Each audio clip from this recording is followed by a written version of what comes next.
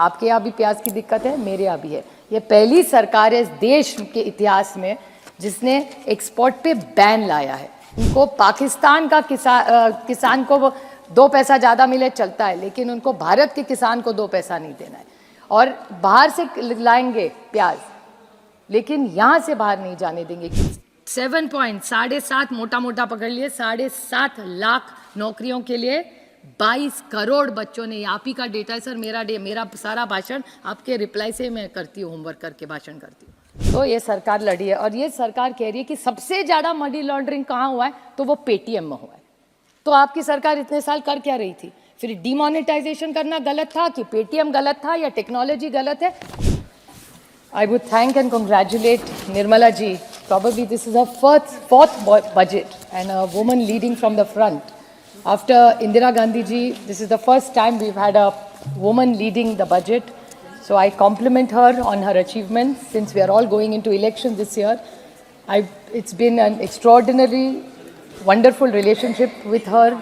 We have many disagreements on the budget, but she's been very kind and indulgent to all of us when she has spoken and replied to many of our questions. So I compliment Nirmala ji for all the efforts that she had done, right or wrong, but she has done something. So I compliment her for the good and a few suggestions for improvement in the larger interest of the nation.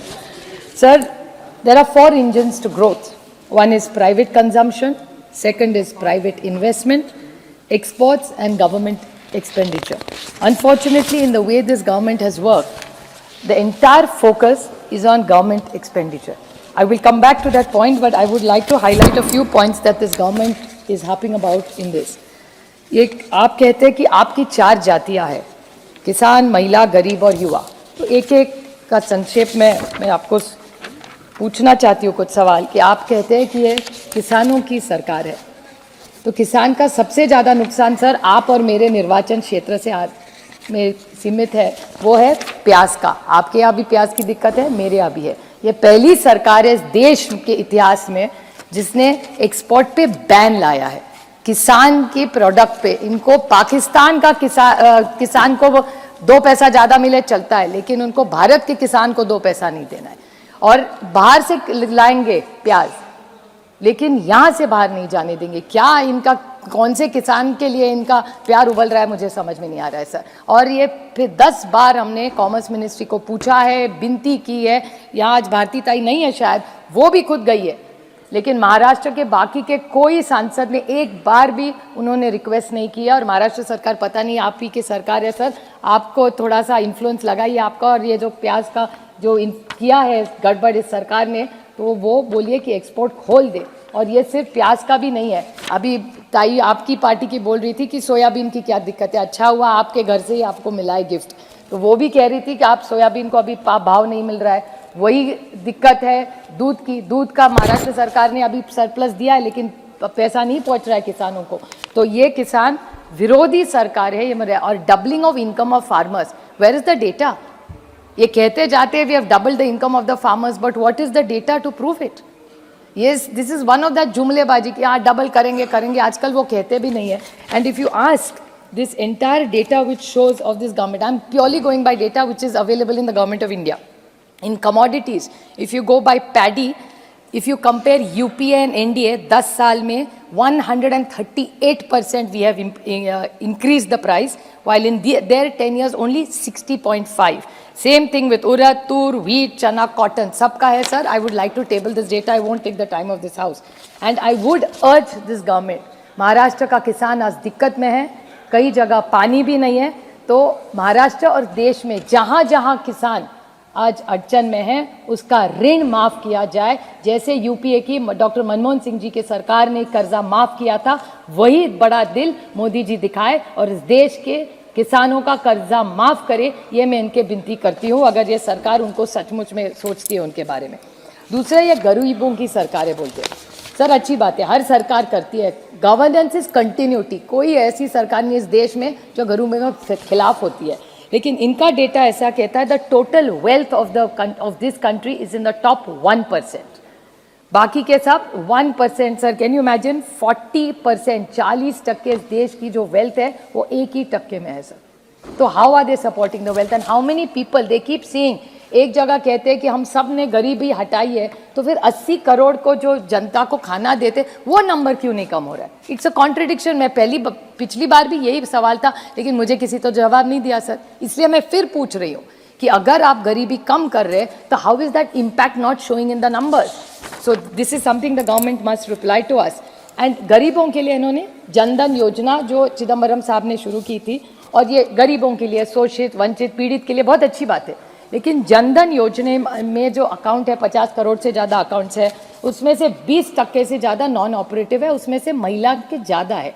फिर भी जो भी बचा हुआ पैसा है उसके ऊपर क्यों ना ये सरकार उन गरीबों का जो पैसा प्रॉफिट में दिखाती है, इनकी बैंक के साथ, सारी इनकी नहीं, जो भी पब्लिक सेक्टर की बैंक से, उन गरीबों को, उन शोषित और वंचित और पीड़ितों को क्यों ना 3 से 5% आप उनको इंटरेस्ट दे दे?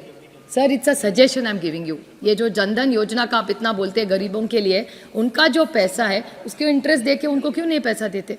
बैंक प्रॉफिट दे रही है, गरीबों में बांटिए ना, बैंक को क्यों चाहिए इतना प्रॉफिट? आप सोचिए, एक सुझाव दे रही हो आपको। आप अगर ये गरीबों की सरकार है तो जनधन अकाउंट जिनके पास पैसा है उनको 3 से 5%, 3 दे दिए, 4 दीजिए, कुछ तो दीजिए, उनका ही तो पैसा है, वो आपको तो है नहीं। तो आप अगर गरीब की सरकार है, प्लीज़ आप इस बारे में सोचिए, और मेरी आशा है और अपेक्षा है कि आप इस बारे में कुछ तो जवाब देंगे। उसके बाद आप गरीबों के लिए बोल रहे हैं, शोषित के लिए बोल रहे हैं। ये जो एक इशू है यूथ का, युवा पीढ़ी का, आप सर देख रहे हैं, युवा का डेटा तो आप सब जानते हैं। मेरे निर्वाचन क्षेत्र का उदाहरण दूं सर, हिंजेवाड़ी मेरे निर्वाचन क्षेत्र में आता है, इनके ही सर के ही बगल में है। वहाँ 25 जूनियर डेवलपर की पोजीशंस थी, वहाँ 3000 बच्चों ने एप्लीकेशन किया है सर। उसके बाद central jobs 7.22 lakh got jobs. How many applicants पता है? 22 crore sir. I repeat this number, 7.7 मोटा मोटा पकड़ लिए, 7.5 लाख नौकरियों के लिए 22 करोड़ बच्चों ने। आप ही का डेटा है सर, मेरा सारा भाषण आपके रिप्लाई से मैं करती हूँ, होमवर्क करके भाषण करती हूँ। तो unemployment is one of the biggest challenges. Same thing with police department, 62 telephone messenger post, 93,000। और कौन कौन है? यूजी, पीजी और पीएचडी वाले बच्चे आज पुलिस डिपार्टमेंट में टेलीफोन मैसेंजर का काम करेंगे सर। तो अनएम्प्लॉयमेंट तो है ही, तो उसके बारे में आपकी सरकार यूथ के लिए इतना सारा कर रही है, तो उसके बारे में नौकरियां तो हो नहीं रही है। आर्टिफिशियल इंटेलिजेंस होने वाला है, it is going to disrupt our lives. Jobs are going to change already. अगर आप थोड़ा सा होमवर्क करें सर, आपको पता होगा कि पुराने ज़माने में 10 साल पहले जब इतनी टेक्नोलॉजी थी नहीं, तब अनएम्प्लॉयमेंट का जब रेशो हुआ करता था, अगर आप 1000 करोड़ अगर इन्वेस्ट करें ना सर, तो उसमें I give you the exact number, when you invested 1 crore it led to 33 jobs in 1994 which fell further. तो 1 करोड़ को 1994 में 33 जॉब्स हुआ करते थे, इन 2015 8 जॉब्स, 8 ही है। Because technology has change our life. So what is this government's plan for unemployment if you are such a youth progressive government? महिलाओं के बारे में बहुत अच्छा भावना जी भी बोली, महिलाओं के लिए बहुत करना चाहिए, अच्छी सुझाव दिया। I just have 2 small questions about this to ask this government कि आप उज्ज्वला योजना के बारे में इतना कहते हैं, तो रिफिल्स 50% से भी ज़्यादा नहीं है। So how are you calling it your flagship program? People don't afford it. आप कई आशा और आंगनवाड़ी सेविका को मिली है सर जाके, उनका दुख आपको पता है। मेरे तो क्षेत्र में पूरी महाराष्ट्र में आंगनवाड़ी और आशा वर्कर का आंदोलन चल रहा है। वो पगार बढ़ाना मांग रही है सर, 4,000, 5,000, 10,000 भी उनको पैसा नहीं है। तो अगर आप महिलाओं के लिए कुछ करना चाहते हैं तो हमारी आंगनवाड़ी और आशा वर्कर का पगार बढ़ाइए, परमानेंट करिए और उनको पेंशन भी दीजिए। इसके बारे में सोचिए अगर आप सचमुच महिलाओं को कुछ उनके लिए कुछ करना चाहते हैं। उसके बाद इन्फ्लेशन, महंगाई तो सबको पता है सर। महंगाई के बाद खिलाफ ही जब हमारी सरकार की थी, हमारे खिलाफ बोल बोल के ये सरकार में आए। लेकिन आप घर में जाके भाभी को पूछिए क्या सस्ता हुआ है आज। किसी के भी घर में जाए सर, भैया आप भी घर जाके भाभी को पूछिए आज कुछ सस्ता नहीं हो रहा है। फूड इन हाँ वो नहीं बाहर जाना पड़ेगा यार, रेंज नहीं आता है। सुप्रिया जी, आप अपनी बात जल्दी खत्म कीजिए। 2 मिनट्स, जस्ट 2 मिनट्स। आपके पार्टी से सुनील तटकरे जी भी है। हाँ तो मैं बैठ जाऊँ? नहीं, आप जल्दी खत्म कीजिए। आपकी EPS 95 का शब्द, ये तो अरुण जी हम सबके नेता थे, भले बीजेपी में थे लेकिन मैं भी उनको नेता मानती थी। सुषमा जी और अरुण जी से हम सब ने बहुत सीखा है, लेकिन उन्होंने जब ऑपोजिशन में थे तब EPS 95 इनके लिए आपने कहा था कि इनको पैसा आप दे देंगे। आज EPS 95 में बहुत सारे सीनियर सिटीजन्स ऐसे हैं जिनको आज पैसा नहीं मिल रहा है, 1000 रुपया से कम मिलता है। अगर उनको बच्चों को कुछ गिफ्ट देना हो, बहू को कुछ देना हो, तो उनके खिस्से में आज पैसा नहीं है, लेकिन उनके हक का पैसा है। तो ये EPS 95 का पैसा गया कहाँ और गया होगा तो यू आर अकाउंटेबल। इस देश का पैसा है, इस सीनियर सिटीजन जिनके कारण हम खड़े हैं, इस देश के जो बुजुर्ग हैं उनका पैसा है, वो आपके पास है, लेकिन कहाँ है किसी को पता नहीं, आप दे नहीं रहे। फिर रह गया डिमोनेटाइजेशन और करप्शन। निशिकांत जी भी बहुत अच्छा बोल रहे थे उनके स्टेट का इशू। मैं उनको पूछने वाली हूँ कि मैं भी दंग रह गई जब वो करप्शन और भ्रष्टाचार के बारे में। अच्छा है, भ्रष्टाचार देश मुक्त होगा तो मैं आपके साथ खड़ी रहूंगी। एक बार करके तो दिखाएं आप। जिस पे आरोप करेंगे उसके एक्शन लेना पड़ेगा, आप सिलेक्टिव एक्शन नहीं हो सकता। तो ये जब आप करेंगे तब मैं उनको याद दिलाना चाहती थी कि ये जो पेटीएम स्टोरी है सर 2-3 मिनट लूँगी, मैं ख़त्म कर दूँ, मैं बजट पे ही बोल रही हूँ सिर्फ। ये पेटीएम का स्टोरी है, मुझे याद है जब डीमोनेटाइजेशन हुआ था तब डीमोनेटाइजेशन के बाद सबसे ज़्यादा बड़े एड्स किसके आए थे, तो पेटीएम के आए थे। और आज पेटीएम के खिलाफ सबसे ज़्यादा कौन लड़ रहा है, तो ये सरकार लड़ी है। और ये सरकार कह रही है कि सबसे ज़्यादा मनी लॉन्ड्रिंग कहाँ हुआ है, तो वो पेटीएम में हुआ है।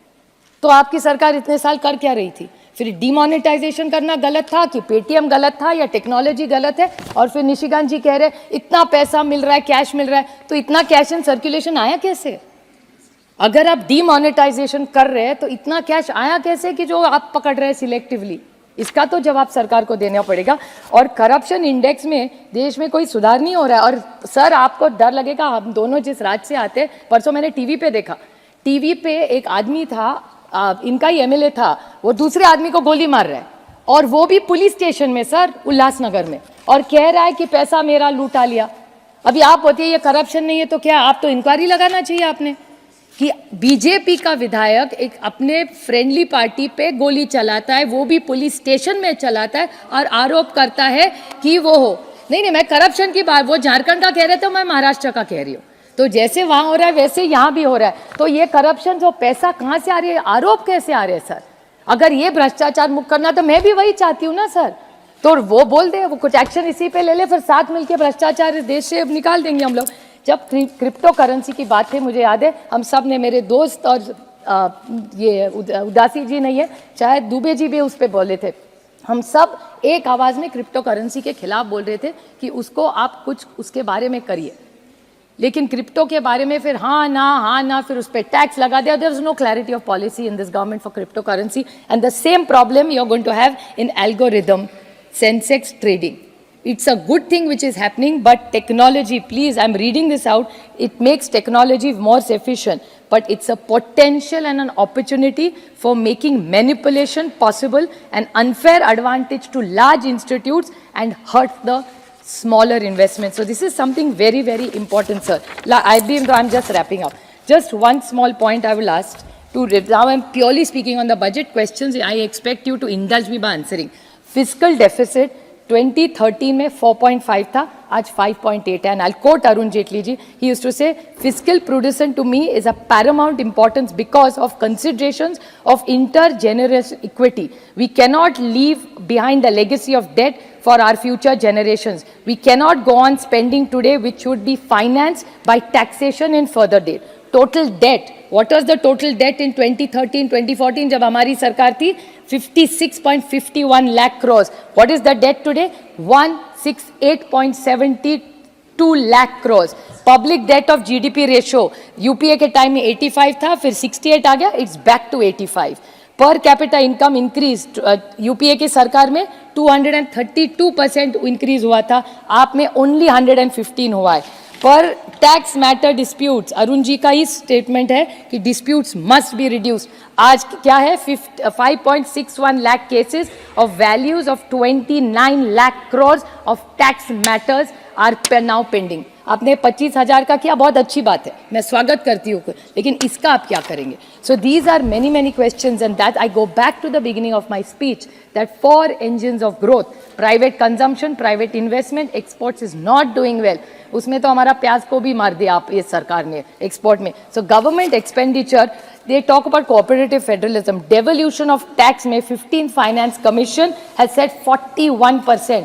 आज already अभी सिर्फ 30 और 35. Last literally half a point, not even one. Asking, and the governments are asking for 50%. They are giving 30 to 35 and Finance Commission and confirm 41%. Cess and charges. मैं तो 15 साल से 10 साल से मैं थक गई पूछ के कि ये सेस और चार्ज जाता कहाँ है. जब पहली की सरकार थी, it was 88.16%. Now the gross revenues are 28.08%. So where is this cess and surcharges going? Some of it I know cannot come to government, but my question is, your capital expenditure is ballooning every year. You are only, I'm not against infrastructure. Government is implying that's the only way to push an economy which is slow. But if you want this economy to better, it has to not only be an infrastructure, you have to make sure every vertical is included. The farmer, किसान को हक मिलना चाहिए, उसको पैसा मिलना ही चाहिए, उसकी मेहनत है उसमें, महिलाओं को भी न्याय मिलना चाहिए, गरीबों को भी न्याय मिलना चाहिए. और it is not a inclusive budget. Again I request this government, if you keep in putting money into infrastructure and only into government expenditure, it's not a sustainable model. So please look at a holistic view when you have a budget. Thank you.